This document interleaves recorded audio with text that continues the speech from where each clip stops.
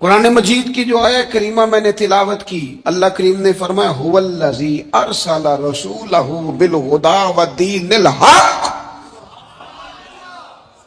فرمایا وہ قادر مطلق ہے جس نے اپنے رسول کو ہدایت اور حق دے کے بھیجا ہے۔ دو چیزیں دے کے بھیجا ہے، ہدایت اور حق۔ کتاب ہدایت اور حق حضور لے کے آئے۔ کس لیے بھیجا ہے؟ کہ نیرا تسبیح پڑھیں اور سو جائیں؟ نیرا جناب عبادت کریں اور آرام کریں؟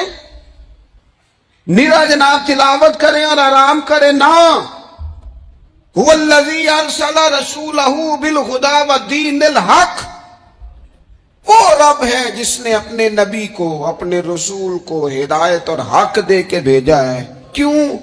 کہ لیظہرہ علی الدین کلہ، تاکہ اس دین کو تمام دینوں پر غالب کر دے، اس کو غالب کرے، ہر دین پر یہ دین چھا جائے۔ وَلَوْ كَرِهَ الْمُشْرِكُونَ، اگرچہ مشرکوں کو یہ بات بری ہی لگے، نہ پسند آئے، کسی کو نہیں آتی، لِيُظْهِرَهُ عَلَى الدِّينِ كُلِّهِ، یہ دین غالب ہونے کے لیے آیا۔ غالب تو نماز بھی پڑھ، عبادت بھی کر، لیکن یہ بھی خیال رکھ کہ دنیا میں نماز والے نبی کا نظام بھی قائم کرنا ہے۔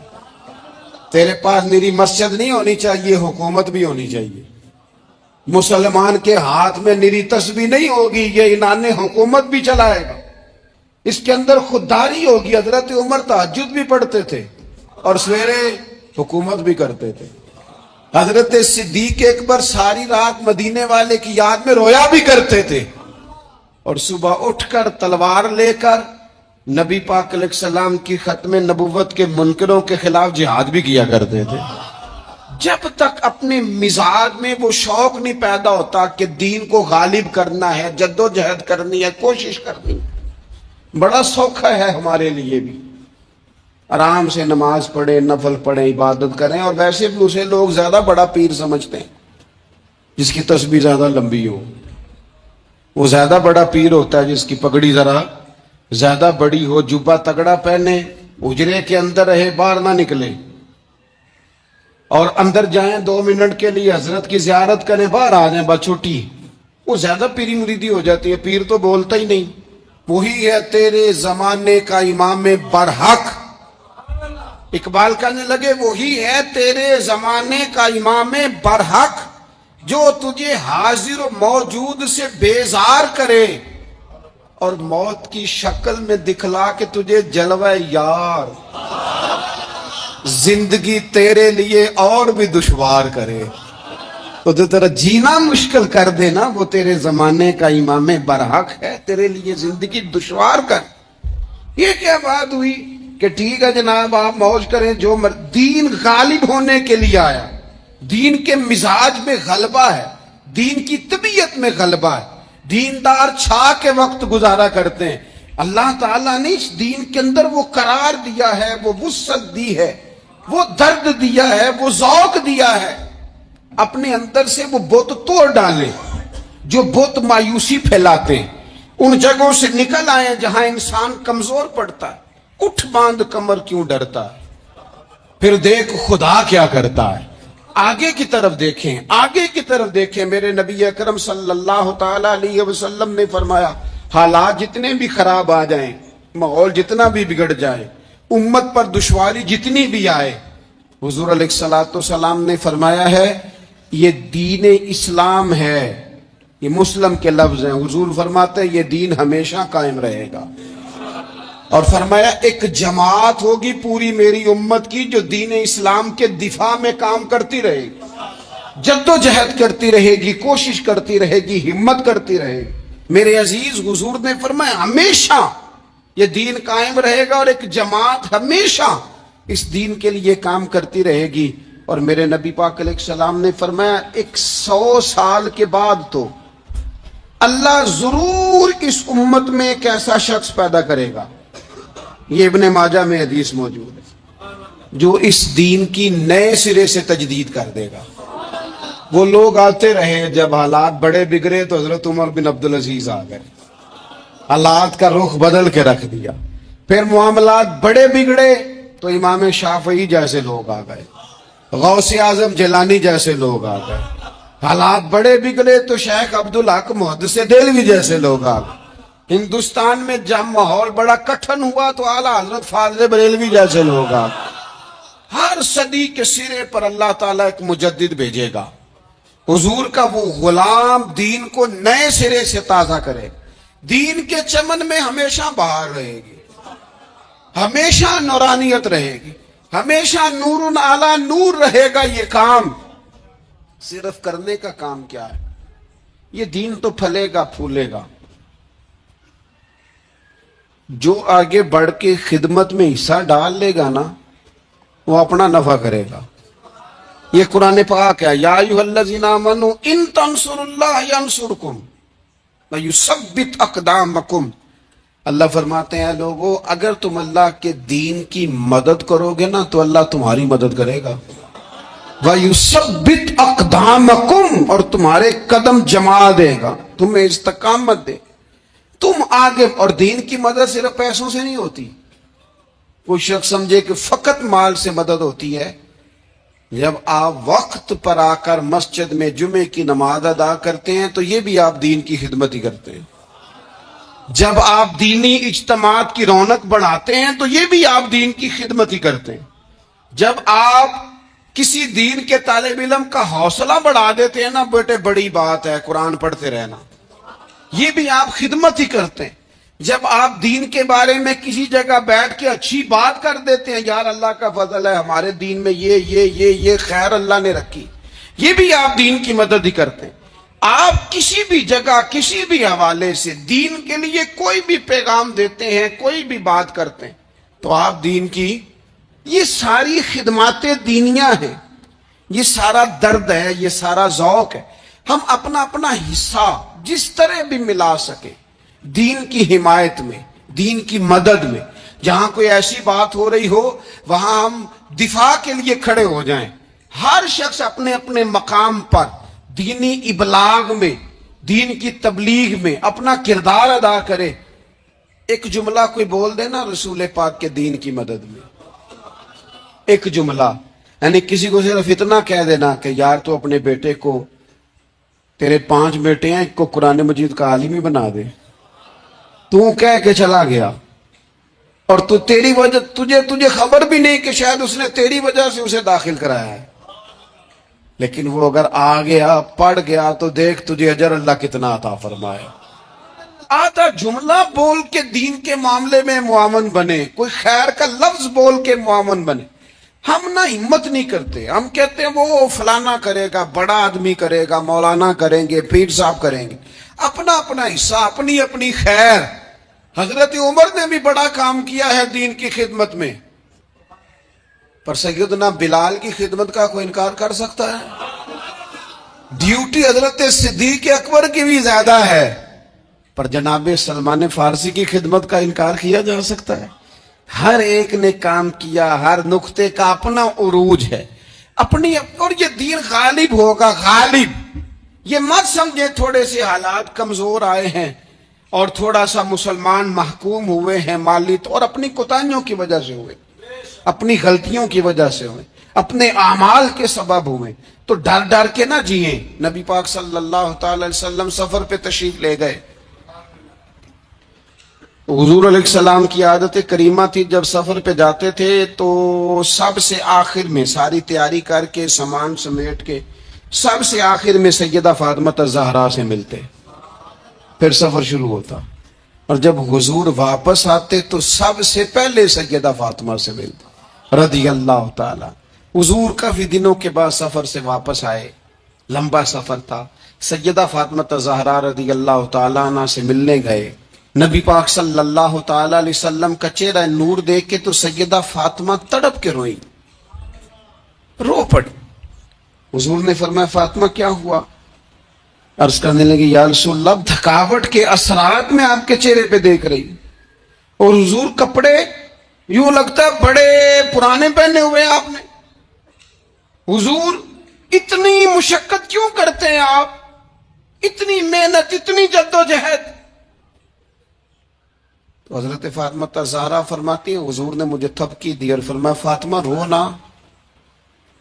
اور یہاں وہ بعض لوگ ہوتے ہیں نا جو ہم نے دیکھا ہے ہمارے ہاں اس طرح ہوتا ہے کہ وہ کوئی اس طرح کی بات کرے تو وہ زیادہ رونے لگ جاتے ہیں. کیا کریں، بڑے مسائل ہیں، بڑی مشقت ہے، کرنا پڑتا ہے، لوگ اور زیادہ. لیکن نبی پاک علیہ السلام نے سوچوں کو نیا زاویہ دیا، خیالات کو نیا رخ دیا، اس بات کو ایک نیا انداز سوچنے کا فراہم کیا. حضور فرمانے لگے فاطمہ رو نہ، تیرے باپ کو اللہ نے اعلیٰ مقاصد کے لیے دنیا میں مبعوث فرمایا. حضور فرمانے لگے فاطمہ کوئی گھر کچا، کوئی پکا، کوئی خیمہ ایسا نہیں بچے گا جہاں اللہ دین اسلام کو پہنچا نہیں دے گا. اور فرمایا فاطمہ یاد رکھنا جس طرح رات چھا جاتی ہے نا، محمد عربی کا دین بھی چھا جائے گا. یہ چھا جائے گا دین، جس طرح رات چھا جاتی ہے یہ دین بھی چھا جائے گا. اور پھر دین چھا گیا، جگہ جگہ چھا گیا. یورپ میں بھی اذانیں پڑھی جانے لگی، امریکہ اور افریقہ میں بھی قرآن پڑھا جانے لگا. جگہ جگہ جگہ جگہ رسول اللہ صلی اللہ علیہ وسلم کے دین کی بات ہونے لگی. کہا فاطمہ کچا ہو یا پکا ہو، خیمہ ہو، ہر جگہ یہ دین پہنچے گا. اور دین پہنچا. دوستو کمزوری وقتی طور پر ہے، حالات وقتی طور پر ہیں. مسلمانوں نہ گھبراؤ، خدا کی شان باقی ہے. یہ دین فطرت ہے. یہ دین اپنی حقانیت کی وجہ سے پھیل رہا ہے، کسی کا محتاج نہ یہ کسی کے زور لگانے. مسلمانوں نہ گھبراؤ، خدا کی شان باقی ہے. ابھی اسلام زندہ ہے، ابھی قرآن باقی ہے. یہ کافر کیا سمجھتے ہیں جو ہم سے روز الجھتے ہیں؟ ابھی تو کربلا کا آخری میدان باقی ہے. ابھی تو آخری میدان لگے گا میدان کربلا میں، اور فکر حسینی کے علم بردار میدان میں نکلیں گے، یزیدی سوچوں سے ٹکرائیں گے. اور بڑے سینے تیار ہیں جو اس کے لیے پوری جدوجہد کریں گے. ابھی تو کربلا کا آخری میدان باقی ہے. اپنی زندگی کے اندر قوت ارادی پیدا کریں، کچھ کر لینے کی ٹھان اپنے مزاج میں پیدا کریں. کمزوری آ جاتی. عدی بن حاتم جو تھے نا، یہ حاتم تائی کے بیٹے تھے، بادشاہ کا بیٹا تھا، زمانہ بڑا دیکھا تھا، بڑے بڑے وزیروں مشیروں، ساری زندگی اعلیٰ سطحی وفود سے ملاقات ہوئی. عدی حضور کی بارگاہ میں آئے، مسند امام احمد بن حنبل میں موجود. تو اسلام پر ابھی غربت کا دور تھا، چند لوگ مسلمان ہوئے تھے. نبی پاک علیہ السلام نے فرمایا عدی کلمہ پڑھ لو.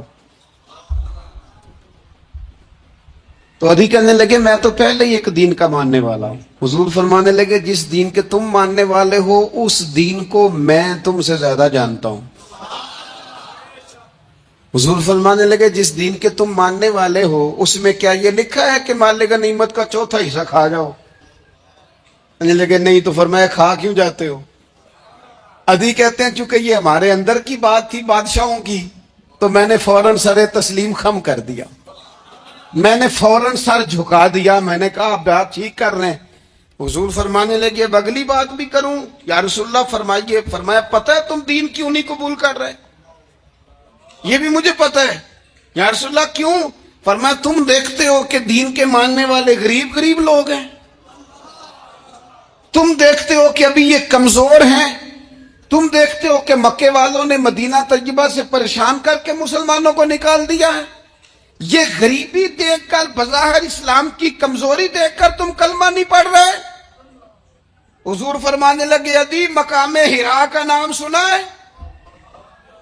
بڑی دور تھا علاقہ، وہ مقام حرا کا نام سنا ہے؟ عدی کہنے لگے حضور سنا ہے پر وہ جگہ دیکھی نہیں. محبوب فرمانے لگے سن، میں وہ وقت لے کے آؤں گا، میرا دین اس طرح نافذ ہوگا کہ ایک عورت مقام حرا سے اونٹنی پہ اکیلی بیٹھے گی اور اکیلی آئے گی اور آ کے بیت اللہ کا طواف کرے گی، سوائے اسے اللہ کے کسی کا خوف نہیں ہوگا، رب کے علاوہ کسی سے نہیں ڈرے گی. یہ دور آئے گا. تو دیکھ رہا ہے کہ صرف مکے پہ حکومت نہیں، دنیا پہ مسلمان چھا جائیں گے۔ اور حضور فرمانے لگے کسرا کا نام سنا ہے؟ کہا حضور وہ تو بظاہر اس وقت بڑا تگڑا بادشاہ ہے۔ فرمایا اس کے علاقے بھی فتح ہوں گے، وہ خزانے مسلمانوں کے پاس آئیں گے۔ اور فرمایا تو تیسری بات نبی پاک نے بیان کی، فرمایا تو یہ دیکھ رہا ہے کہ مسلمانوں میں غربت ہے؟ فرمایا عادی ایک وقت آئے گا لوگ دینے کے لیے نکلیں گے پر انہیں لینے والا کوئی نہیں ملے گا۔ ایک وقت آئے گا لوگ دینے نکلیں گے، لینے کوئی نہیں آئے گا۔ عدی کہتے ہیں کہ میں رسول کریم کا کلمہ پڑھ کے مسلمان ہو گیا، اور پھر زیادہ دور نہیں گزرا، عدی رویا کرتے تھے، حاتم تائی کے بیٹے عدی رویا کرتے تھے اور رو کے بتایا کرتے تھے لوگوں وہ جو حضور نے فرمایا تھا نا بی بی ہرا سے چلے گی اور طواف کرے گی، وہ بی بی میں نے اپنی آنکھوں سے آتی دیکھی۔ میں نے اس تنہا عورت کو حضور سید عالم کی پیشن گوئی کے مطابق بیت اللہ کا طواف کرتے دیکھا، اسے سوائے اللہ کے کسی کا ڈر نہیں تھا۔ اور عدی کہنے لگے وہ جو حضور نے فرمایا تھا نا کہ کسرا کے خزانے فتح ہوں گے، فرمایا وہ جب فتح ہو رہی تھی تو میں خود اس جنگ میں شریک تھا، مجھے اللہ نے موقع دیا، میں مجاہدوں میں شامل تھا۔ اور فرمانے لگے تیسری پیشن گوئی رہ گئی ہے، مجھے امید ہے وہ بھی پوری ہوگی۔ حضرت عمر بن عبدالعزیز کے زمانے میں آ کے وہ دور بھی آیا کہ لوگ زکوٰۃ دینے نکلتے تھے، لینے والا کوئی نہیں ملتا تھا۔ لوگ کسی کو غریب سمجھ کے صدقہ دینے لگتے تھے، وہ کہتا تھا بھائی لے جا، میں تو رات خود دے کے آیا ہوں۔ لوگ دینے نکلتے تھے، لینے والا کوئی نہیں۔ اسلام کی فطرت میں قدرت نے لچک دی ہے، اتنا ہی یہ ابھرے گا جتنا کہ دبا دو گے۔ یہ مولویوں کی وجہ سے، پیروں کی وجہ سے، سیاستدانوں کی وجہ سے نہیں چھائے گا۔ یہ کیوں چھائے گا کہ ارسل رسولہ بالہدی ودین الحق، یہ اس لیے چھائے گا کہ اللہ نے بھیجا ہی حق کے ساتھ ہے، یہ آیا حق کے ساتھ ہے، لہذا چھا جائے۔ حق ہمیشہ چھا جایا کرتا ہے۔ اور وَقُلْ جَاءَ الْحَقُّ وَزَهَقَ الْبَاطِلُ إِنَّ الْبَاطِلَ كَانَ زَهُوقًا، جب حق آتا ہے تو باطل خود بخود چھپ جاتا ہے، اور باطل ہوتا بھی مٹ جانے کے لیے۔ بس نا یہ دین چھا۔ حضرت خباب بن الارت رضی اللہ تعالیٰ عنہ فرماتے ہیں ہمیں بڑی تکلیف دی کفار مکہ نے، قریش نے بڑا ستایا۔ نبی پاک علیہ السلام خانہ کعبہ کے ساتھ ایک چادر لے کے آرام فرما رہے تھے، ہم حضور کی بارگاہ میں گئے، یا رسول اللہ دعا کریں یہ تباہ ہو جائیں، تنگ بڑا کرتے ہیں، حضور آپ دعا کریں اللہ کی بارگاہ میں۔ تو حضور اٹھ کے بیٹھ گئے، فرمایا جلدی نہ کرو، تم سے پہلے ایسے لوگ گزرے ہیں جن کو گڑوں کے اوپر رکھ کے نا تو آروں سے کاٹ دیا جاتا تھا، وہ 2 ٹکڑے ہو جاتے تھے۔ فرمایا جلدی نہ کرو، تم سے پہلے ایسے لوگ گزرے ہیں کہ لوہے کی کنگھیوں سے ان کا گوشت نوچ دیا جاتا تھا، ہڈیاں تک زخمی ہو جاتی تھی، سی نہیں کرتے، زخم پہ زخم کھا کے جی خون جگر کے گھونٹ پی، آہ نہ کر لبوں کو سی، یہ عشق ہے کو دل لگی نہیں۔ کہا خباب تھوڑا صبر کرو، اور پھر حضور فرمانے لگے خباب یہ بات یاد رکھنا، جو دین میں لے کے آیا ہوں یہ غالب ہو کے رہے گا، یہ غالب ہوگا، غالب۔ وہ ابو سفیان جو میدان احد میں کہتے تھے فلاں بھی ہم نے مار دیا، فلاں بھی مار دیا،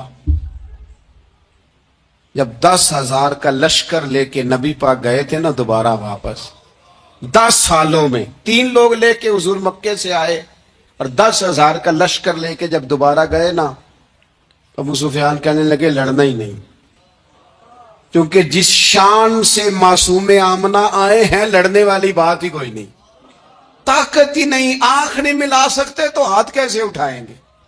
لیکن پتہ ہے حضور کا طریقہ کیا تھا؟ سیاہ امامہ تھا، اونٹنی پہ بیٹھے تھے، اور گردن محبوب نے اتنی جھکائی تھی کہ وہ اونٹنی کی گردن سے لگ رہی تھی۔ اس شان کے ساتھ حضور داخل ہوئے، اذا جاء نصر اللہ والفتح وَرَأَيْتَ النَّاسَ يَدْخُلُونَ فِي دِينِ اللَّهِ أَفْوَاجًا، اپنے اندر نہ تھوڑی سی، آپ 24 گھنٹے دنیا کمائیں، کوئی منع نہیں کرتا، مال کمائیں، جائیدادیں بنائیں، حلال کمائیں، جتنا مرضی کمائیں، لیکن نہ کچھ تھوڑا سا اپنے آپ کو دین کے لیے، صرف مالی طور پر نہیں۔ ہمارے ہاں ایک بہت بڑا مسئلہ یہ بن گیا کہ صرف مالی طور پر ہم سمجھتے ہیں دین کی مدد کر دیں۔ اگر آپ اپنے پتر کو نمازی بنا چکے ہیں تو ایک کام آپ نے دین کی خدمت کا کر لیا۔ اگر آپ کی بیٹی پردے کی عادی ہو گئی ہے تو آپ نے دین کی خدمت میں ایک حصہ ڈال لیا ہے۔ اگر آپ کے گھر کے اندر آپ ان ساری چیزوں کو بین کرنے میں کامیاب ہو گئے، یا ایھا الذین آمنوا قوا انفسکم واہلیکم نارا، ایمان والوں خود بھی دوزخ سے بچو، اپنے اہل خانہ کو بھی بچاؤ۔ اگر فحاشی اور یعنی کا رستہ آپ نے اپنے دروازے کے باہر روک دیا ہے تو آپ نے دین کی خدمت کر لی ہے۔ اگر آپ اپنے دوستوں کو نمازی بنانے میں کامیاب ہو گئے، اگر آپ چند لوگوں کو قرآن پڑھانے میں کامیاب ہوئے ہیں، تو پھر کچھ نہ کچھ حصہ آپ نے دین میں شامل کیا ہے۔ کرنے کا کام یہ ہے کہ اپنا اپنا حصہ، اپنی اپنی خیر دین میں ملائیں، جدوجہد کریں، کوشش کریں۔ دو جملے بول کر، جب کوئی بندہ کہہ رہا ہونا جی بڑا مشکل ہے دین پہ عمل کرنا، تو اسے کہیں دین پہ چلنا تو آسان ہے، دین پہ چلنا ہی تو آسان ہے۔ جب بڑی دین مخالف باتیں ہو رہی ہو تو وہاں ساری برادری کٹھی بیٹھی ہے نا، بچی بچے کے دن رکھے جا رہے ہیں، تو میں دین کی خدمت بتا رہا ہوں کیا کیا کرنی ہے۔ بیٹی بیٹے کے دن طے ہو رہے ہیں تو کوئی کہتا ہے کہ ماموں کو منا لو ناراض ہے، چچا کو منا لو ناراض ہے۔ یہ میں اپنا درد دل آپ کے سامنے رکھ رہا ہوں۔ دین کی خدمت یہ ہے کہ ایک بندہ بیچ میں سے بولے، وہ کہے او شادی میں کوئی غیر شرعی کام نہ کرنا، سب کو منا رہے ہو تو کہیں رب رسول کو ناراض نہ کر لینا۔ یہ تیری دین کے لیے خدمت ہو جائے گی، یہ تیری دین کے لیے خدمت ہو جائے گی۔ وہ جس شخص نے جاتے جاتے رستے میں کہا تھا نا حضرت عبداللہ مزنی کو کہ میں ایک مدینے میں چاند چڑھا دیکھ کے آیا ہوں کہ جس کے قریب سے جو گزرتا ہے اسے بھی نور ملتا ہے، تو اس کی ایک بات گھر کر گئی، جناب عبداللہ مزنی مدینے والے کے عاشق ہو گئے۔ آپ کہہ دیں، آپ کہہ دیں، بات پھیل جائے گی، اللہ اسے پھیلا دے گا۔ اپنے مقام پر بیٹھ کر اپنے میں فیکٹری کے مالک سے کہا کرتا ہوں کہ تو نہ مسجد ضرور بنا چھوٹی سی، دفتر والوں سے کہا کرتا ہوں کہ یہاں نہ نماز باجماعت کا بندوبست ضرور کراؤ۔ میں کہتا ہوں یہ سارے دین کے کام ہیں۔ آپ اپنے حلقہ اثر میں کہیں یہاں نماز باجماعت ہوگی، یہاں سویرے آتے پہلے تلاوت ہوگی، یہاں پہلے قصیدہ بردہ شریف، آپ کوئی خیر کے کام میں اپنا حصہ ڈالتے رہیں، انشاءاللہ یہیں سے چنگاریاں بنیں گی۔ اور ہم دیکھتے ہیں کہ غیروں کا روب بھی ہمارے حکمرانوں کے چہروں اور ان کے لہجوں پر نظر آتا ہے۔ جو قومیں کسی کا روب اختیار کرتی ہیں، کسی شخص کو اس طرح کا بڑا جانتی ہیں کہ احساس کمتری کا شکار ہو جاتی ہیں، وہ اپنی آنے والی نسلوں کو کبھی مضبوط نہیں کر پاتی۔ ہمارے مزاجوں میں اور ہمارے روزمرہ کے معاملات میں کچھ چیزیں اس طرح کی رکھ دی گئی ہیں کہ لوگ احساس کے نیچے دبتے چلے جا رہے ہیں۔ برادریزم ایک بہت بڑا ایشو رہا ہمارے ہاں۔ میں بڑی درد کے ساتھ یہ بات عرض کیا کرتا ہوں کہ زیادہ گناہ اور زیادہ جرم اس بندے کا نہیں جو اپنی برادری کو بڑا سمجھتا ہے، بلکہ زیادہ مجرم وہ ہے جو اپنی برادری کو چھوٹا سمجھتا ہے۔ اس نے کیوں اپنے اندر احساس کمزوری پیدا کیا؟ اس کو کیوں ضرورت پیش آئی یہ کہنے کی کہ میں کسی کمزور قبیلے سے تعلق رکھتا ہوں؟ اسے کھل کے کہنا چاہیے تھا کہ میں بھی جناب آدم کا بیٹا ہوں۔ اسے کھل کے کہنا چاہیے تھا کہ میں بھی رسول رحمت کا غلام ہوں، میں بھی اللہ کا بندہ ہوں۔ کھل کر بات کرنی چاہیے۔ احساس کے نیچے دب جانا، پریشان۔ پھر اسی طرح کا معاملہ امیری غریبی کا ہے۔ غربا کیوں یہ سمجھ بیٹھتے ہیں کہ جس کے پاس پیسے زیادہ ہیں شاید فضل بھی زیادہ اسی کے پاس ہے؟ کیوں اس احساس سے باہر نہیں آتے؟ اگر دولت بہت اعلیٰ ہوتی نا اور بڑی ہی قیمتی ہوتی تو سب سے زیادہ سیدہ فاطمہ زہرا کے گھر میں ہوتی. سب سے زیادہ تجوریاں سیدہ عائشہ صدیقہ کے پاس ہوتی، لیکن یہ زیادہ قیمتی نہیں تھی، اس لیے دروازہ رسول پہ بھی نہیں تھی. تو اسی طرح کا معاملہ کچھ لوگوں کا ہے. میں نے اپنی زندگی میں یہ دیکھا ہے کہ مذہبی ماحول سے وابستہ لوگ کئی دفعہ بڑے پریشان ہو جاتے ہیں کہ میں تو مولوی صاحب ہوں، اور محلے کا مولوی بنا کے جب کسی کو رکھا جاتا ہے تو بیچارہ ویسے بھی پریشان ہو جاتا ہے. اس کی ذمہ داری ہوتی ہے کہ تو نے وقت پہ جنازہ پڑھانا ہے، ٹائم پہ کل پہ آ جانا، 10ویں پہ وقت پہ پہنچنا، غیر حاضر نہ ہونا. کچھ جگہوں پہ یہ بھی رواج ہے کہ جناب آپ کو 7 دن اور 10 دن مسلسل بیٹھنا ہے اور پڑھائی کرنی ہے. وہ آہستہ آہستہ آہستہ آہستہ بچے احساس کا شکار، یعنی قرآن شریف پڑھنے والے بچے اور کتاب و سنت کی تعلیم حاصل کرنے والے بچے، لیکن انہیں یہ کہا جاتا ہے کہ چلو فلانی جگہ قرآن پاک پڑھنے چلتے، قرآن پڑھنے جا رہے. قرآن انقلاب کی کتاب ہے، قرآن بندے کو عروج دیتا ہے، لیکن ان بچوں کی ذہنی ساخت یہ بنائی جا رہی ہے کہ چلو قرآن پاک پڑھنے چلتے ہیں، وہاں بریانی ملے گی کھانے کو، گوشت ملے گا کھانے کو. شکایت ہے مجھے یا رب خدا بندان مکتب سے، سبق شاہی ہے بچوں کو دے رہے ہیں خاک بازی کا. اتنی چھوٹی جب آپ کسی کی سوچ بنا دیتے ہیں تو پھر وہ آپ کہیں کہ وہ انقلاب برپا کرے، وہ کوئی بڑا کارنامہ سر انجام دے. یہ ہوتا نہیں، ممکن نہیں ہوتا. جب آپ آہستہ آہستہ کر کے احساس کمزوری کے نیچے دبتے چلے جاتے ہیں، دبتے، حالات خراب ہو جاتے ہیں. ہمارے بزرگ ہمیں کہا کرتے تھے کہ مولوی ہونا کوئی تانا ہے، اور ہم نے حالات بدلتے دیکھے. ایک ٹائم ایسا تھا کہ مولوی ہونا لوگ تانا سمجھتے تھے. ہمیں بھی کہا مولوی صاحب ادھر آئیں. آپ کو دیانتداری سے کہتا ہوں ہم نے وہ دور بھی انجوائے کر کے گزارا ہے. جے کسی ایک باری مولوی آکھیا تو انہوں آکھے یارے کوئی پریشانی والی گل ہے، شکر ہے اسی مولوی ہیں، یہ کوئی پریشانی ہے، آپ کیوں پریشان ہو گئے؟ مولوی کسی تانے مینے کا نام ہے. اور پھر وہ جو کل تک کہہ رہا تھا نا کہ اوہو تسی تو مولوی بن گئے ہو، پھر ہم نے وہ دور بھی دیکھا. اس نے کہا یار 2 منٹ کھڑا ہو تیرے ساتھ تصویر بنانی ہے. وہ دور بھی دیکھا، یہ دور بھی دیکھا. تھوڑا سا نا اپنی زندگی کے اندر خودداری، عزت نفس، وقار. اسلام عروج دیتا ہے بندے کو. مسلمان تیزی سے دبتے چلے جاتے ہیں، دبتے چلے جاتے ہیں. ملک شام کا بندہ آ گیا حضرت عمر کو ملنے. اس نے آتے ہی پوچھا تمہارے بادشاہ کا محل کہاں؟ انہوں نے کہا جی ہمارے بادشاہ کا محل نہیں ہوتا. ہمارے ہاں لوگوں نے سمجھ لیا نا کہ روب شاید کپڑوں کا ہوتا ہے، روب شاید گاڑیوں کا ہوتا ہے، بنگلوں کا ہوتا ہے، بہت بڑی کوٹھی کا روب ہوتا ہے. اور نہیں بھائی، روب تو بندے کے کردار کا ہوتا ہے، اس کے افکار کا روب ہوتا ہے. روب اس کے اونچے خیالات کا ہوتا ہے. کہاں ہے آپ کے بادشاہ کا محل؟ تو نے کہا محل شہل تو کوئی نہیں، مسجد میں ہوں گے امیر المومنین. بندہ کہتا ہے میں سوچ میں پڑ گیا کہ جس کے نام سے میرا بادشاہ کانپتا ہے وہ مسجد میں ہوگا. گن میں نہیں کوئی نہیں، ہٹو بچو ہی کوئی نہیں، ادھر ادھر ہی کوئی نہیں، پہرے دار ہی کوئی نہیں. مسجد میں جا کے پوچھا جناب عمر، کہنے لگے ادھر ہی تھے.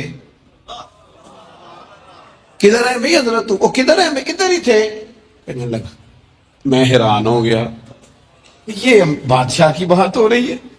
ایک صاحب کہنے لگے وہ کھجوروں کے باغ کی طرف جا رہے تھے. کہتے میں کھجوروں کے باغ میں گیا تو ایک بندے سے پوچھا امیر المومنین. کہنے لگا وہ سامنے کی طرف جا رہے. ادھر گیا. ایک بندے سے پوچھا کہاں ہے وہ شخص جس کی 24 لاکھ مربع میل پہ حکومت ہے؟ کہاں ہے وہ شخص جو مدینے میں بیٹھ کے نعرہ لگاتا ہے تو کیسر و کسرا کانپ جاتے ہیں؟ وہ بندہ کدھر ہے کہ جس کی بات جگہ جگہ ہوتی ہے، جس کا تذکرہ سنا ہے کہ اسے دیکھ کے شیطان بھی رستے بدل جاتا ہے. انہوں نے کہا وہ دیکھ رہے ہو کھجور کے درخت کے نیچے کنویں کے ساتھ مٹی کا ڈھیلا تکیے کی جگہ رکھ کے وہ جو تامت باندھے کرتا پہننے سویا ہے وہی تو فاروق اعظم ہے. وہ شخص کہتے ہیں عمر سوئے تھے. شیر سویا بھی ہو تو اس کا روب ہوتا ہے. شیر جو ہوتا ہے شیر کبھی سو بھی جائے نا تو لوگ پھر بھی خوف کھاتے ہیں اور اس کے جاگنے کا خوف کھاتے ہیں کہ یہ کہیں جاگ نہ جائے. شیر جو ہوا کہتے ہیں حضرت عمر سوئے تھے پر میں قریب گیا تو میرے وجود پہ روب طاری ہو گیا, روب, اور میری زبان سے بے ساختہ یہ جملے نکلے کہ عمر تو انصاف کر کے سویا ہے نا, تو مٹی کے ڈھیلے میں بھی تجھے سکون کی نیند ہے. خودداری, وقار, عزت, یہ احساس کمتری سے باہر نکلیں. ہم نے اپنے بچوں کو مسل ڈالا ہے, وہ تسی ماڑے دے بچے ہو, تسی تو نہیں نہ آگے جا سکتے, وہ اسی غریب لوگ کا بیٹے تو فلانے کے ساتھ نہ جایا. ہم نے اپنے بچوں کی خواہشات تباہ کر دی, کمزور کر کے رکھ دیا, انہیں بار بار سکھایا ہم نے. خوددار تھا وہ باپ جس کی تھوڑی سی آمدن تھی پر وہ گرمیوں میں اپنے پتر سے کہتا تھا پتر بڑولے میں دانے ڈال دیے ہیں, تمہاری ماں نے مرتبان میں اچار ڈال دیا ہے, لو اب ساری گرمیاں پرواہ کوئی نہیں. وہ خوددار لوگ تھے. لیکن آج یہ دین غالب ہونے کے لیے آیا ہے, مسلمان نے غالب ہونا ہے. یہ تھوڑا اپنی ذات سے اٹھ کر جب سوچے گا نا بڑی بات کرے گا, بڑی سوچ پیدا کرے گا, بڑا اس کا مزاج ہوگا, کھلا اس کا دل ہوگا.